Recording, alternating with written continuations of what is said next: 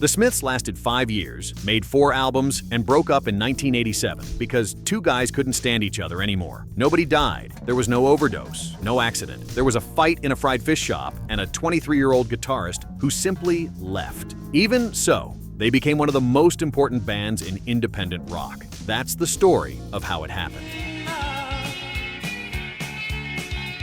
Stephen Patrick Morrissey was born in Manchester in 1959. He grew up reading Oscar Wilde and listening to the New York Dolls. He had no friends at school, spent his time in the library, and in his early 20s still lived with his unemployed mother. The only thing he had was the certainty that he would be famous. Johnny Marr was born 4 years later, also in Manchester. The son of Irish immigrants, he learned guitar early and played in bands since adolescence. While Morrissey stayed locked in his room writing, Marr went out to play and meet people. They met in 1982. Marr showed up at Morrissey's mother's house and asked if he wanted to form a band. Morrissey said yes. In fact, he had already seen Marr play before and had already decided that he wanted to work with him. He just waited for Marr to arrive first. To complete the lineup, Andy Rourke joined on bass and Mike Joyce on drums. Rourke had known Marr since childhood. Joyce came later. He was quiet, played well, and didn't cause trouble. In 1983, they signed with Rough Trade, a small label that released post-punk bands. Their first single, Hand in Glove, came out in May. It wasn't a hit, but the BBC invited them to play live on the radio. Hand in glove, the sun shines out of every hand. In the BBC sessions, they recorded This Charming Man.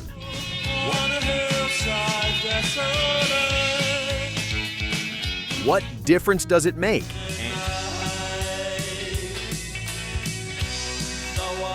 And Still Ill.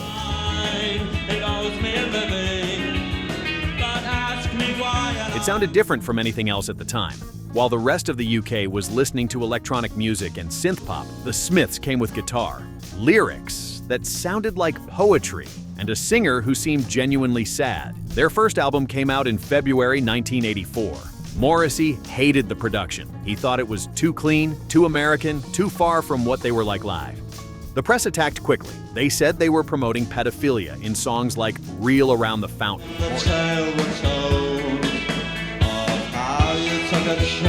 Morrissey denied it, saying it was about relationships between young adults. But the damage was done. They became a problematic band before even having a #1 album. In February 1985, they released Meat is Murder. Morrissey and Marr produced it themselves. It became more experimental, more political, more raw. The title track attacks those who eat meat, with slaughterhouse noises in the middle.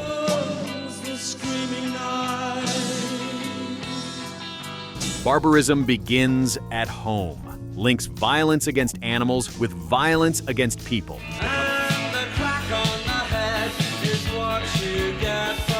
The cover shows an American soldier in Vietnam, but there are also beautiful songs. The Headmaster Ritual talks about bullying at school.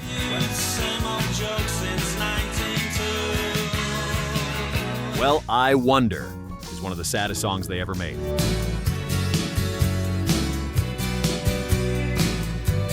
It was #1 in the UK. They reached the top, and this new pressure began to break the band from the inside. In 1986, they released what everyone considers their best album, The Queen is Dead. Everything worked here. Morrissey's lyrics were spot on. Marr's guitar playing had never been better. Rourke and Joyce held everything together flawlessly. The name provokes the British monarchy. The opening track is 9 minutes long and goes from banter to despair in seconds.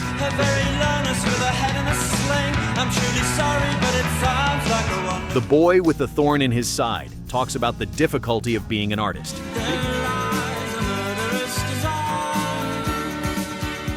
Big Mouth Strikes Again is Morrissey making fun of himself for talking too much.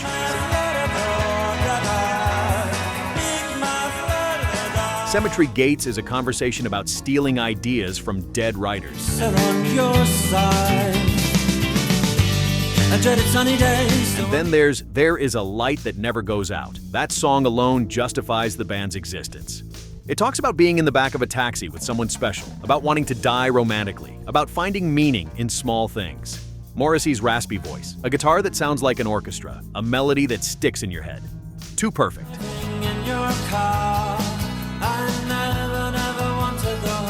The album was #2. It was their peak, and that's also when everything really started to go wrong. The Smiths couldn't keep a manager. They changed managers several times. When Ken Friedman was fired in May 1987, Johnny Marr became responsible for everything. Marr was 23 years old. He was a guitarist, composer, and arranger.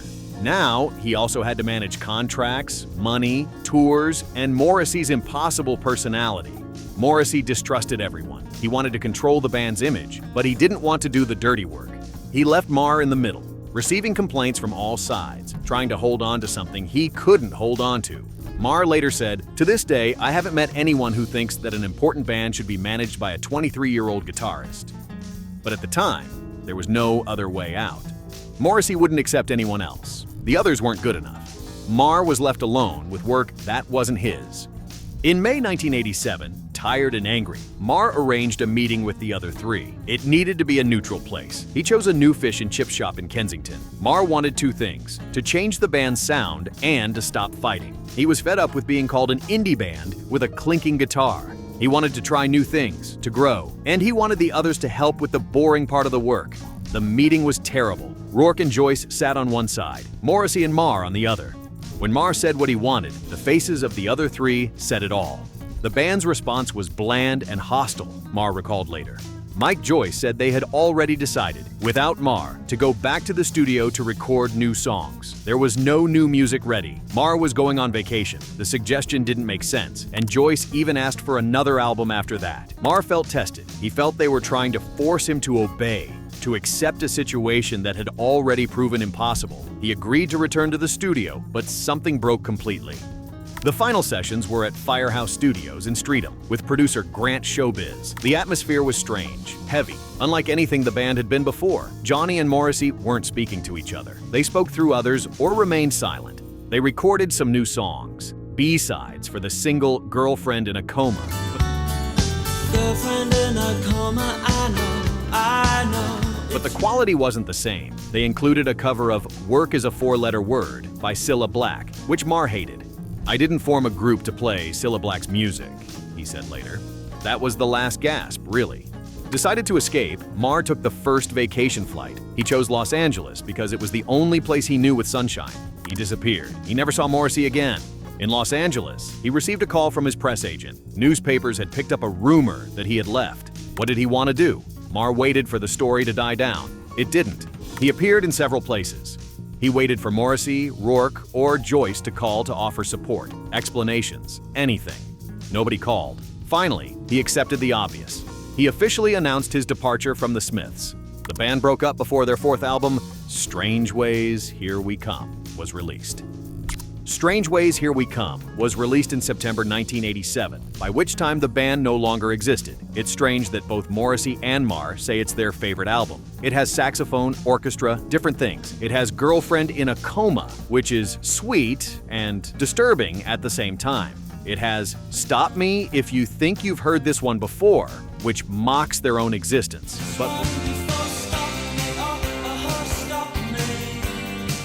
But without a tour, without promotion, without a band, it wasn't number one. It came in second. 5 years of career ended with Almost. What came next was worse. In 1996, Mike Joyce sued Morrissey and Marr for royalty money.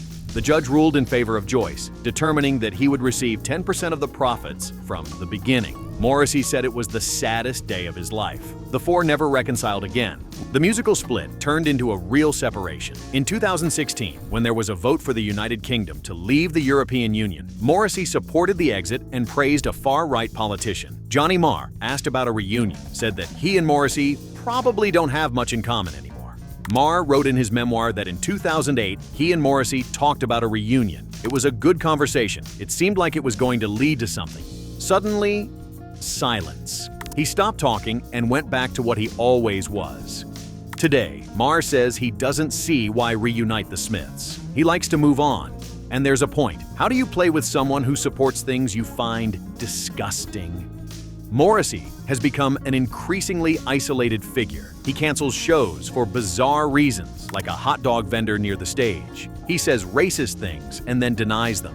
He's a militant vegan to the point of alienating even longtime fans. The irony is that the music remains intact. 16-year-olds still discover there is a light that never goes out and feel the same way. Arctic Monkeys, The Strokes, Bell, and Sebastian cite the Smiths as an influence. The way Marr plays guitar, that tinkling sound, those melodies that seem simple but aren't, is still copied. In May 2023, Andy Rourke died of pancreatic cancer at the age of 59, the first member of the Smiths to die. The news brought nostalgia, and for the first time in decades, made Morrissey and Marr speak of each other with respect. Morrissey posted a tribute. Marr spoke of Rourke's importance. For a moment, the anger of 40 years seemed less than the loss of a childhood friend. But a reunion didn't happen. It won't happen. Marr was clear. Andy and I played together when I was in New York. He played some songs with me, and that was always very good, but that's as far as it needs to go. The Smiths now exist only in memory, in their records, in the influence they have on anyone who tries to make pop music with real feeling. 5 years of existence, 4 good albums, a separation that could have been avoided if 4 lads from Manchester had known how to communicate better. Why did one of the most important bands end so soon? Simple answer, Johnny Marr left. He was tired, overwhelmed, and saw no future. And he was 23 years old. No one at that age should be managing one of the biggest bands in the UK alone. Perhaps the truth is that the Smiths lasted exactly the right amount of time. 4 albums, none bad. No bad phase, no shameful album made out of obligation. Only 47 official songs, each saying what needed to be said. Morrissey and Marr did something bigger than themselves, something that doesn't depend on reunions, explanations, or forgiveness. The Smiths are eternal because they ended. They stopped before they ruined themselves. 5 years of success are worth more than 30 years of failure. And if that means we'll never see the 4 of them together on stage again, perhaps that's a fair price. Some things are good precisely because they can't be repeated.